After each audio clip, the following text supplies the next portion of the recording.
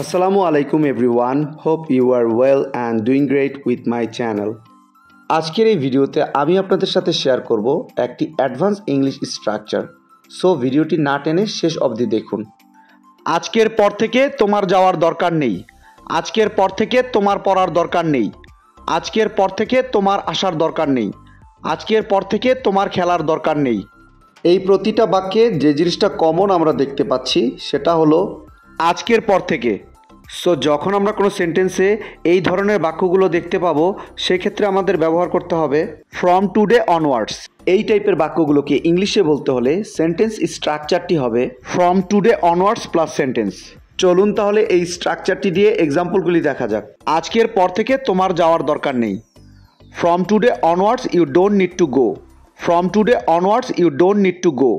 আজকের পর থেকে তোমার পড়ার দরকার নেই। From today onwards, you don't need to study. From today onwards, you don't need to study. আজকের পর থেকে তোমার আসার দরকার নেই। From today onwards, you don't need to come. From today onwards, you don't need to come. আজকের পর থেকে তোমার খেলার দরকার নেই। From today onwards, you don't need to play. From today onwards, you don't need to play. I hope এই স্ট্রাকচারটা আপনারা ভালোভাবে বুঝতে পেরেছেন।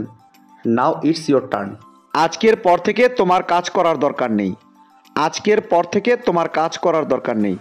এই বাক্যটি ইংলিশে কি হবে আপনারা কমেন্টে লিখে জানাবেন।